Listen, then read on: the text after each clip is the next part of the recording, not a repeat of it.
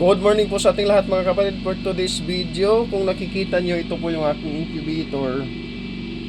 Pulibok po ito mga kapatid. Puno. Tapos may ibabahagi lang ako sa inyo. Nakakatuwa po mga kapatid. Kung nakikita nyo, may dalawang siw po dito. Hala, naluya na po. Naluya na. Sige lang, dahil tatakpan natin yung incubator. Ito po mga kapatid, ibabahagi ko po sa inyo dahil ang naging istorya nito, may nagpa-incubate po sa akin na 4 na pirasong itlog ng bantam. Tapos yung isa, walang similya. Ito, pangatlong araw na ngayon na napisa na po ito. Ayan. Tinawagan ko kahapon yung may-ari na pwede na kunin yung sisiw. Tapos, sabi niya, ngayon na lang dahil busy siya. Ang nakakatuwa lang, isa lang yung dineclare ko sa kanya na napisa kasi nga, dalawang araw na ito mula nang mapisa.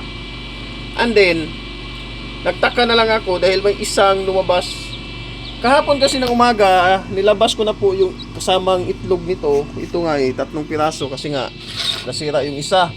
Tapos nagtaka na lang ako kanina, may sisiw na dito na nag-ingay-ingay. Ayun, ito bagong labas pala. Ibig sabihin hindi na po ito na bigyan ng init mula kahapon ng umaga hanggang ngayon. Ngayon ko lamang po siya nilagay dyan kasi nga nakita ko na nakalabas po siya sa itlog. Kakatuwa lang dahil ayun nga. So tatakpan ko na mga kapatid kasi nilalamig na eh. Pero mukhang mabubuhay pa yon. Puno yung incubator ko ngayon. Tunayan. Ayan, may itlog pang nakahanda dito. 34, 38. Ayan, 38 na piraso. Ayun lang po yung gusto kong ibahagi mga kapatid. Nakakatuwa eh. Dahil kahapon ko nilabas na dito sa kuan, sa labas ng incubator. Pero, ayun, kaya pang lumabas itlog yung sisiw. Pero ganun talaga siguro dahil bantam po yun eh. Talagang malakas yung resistensya siguro ng bantam.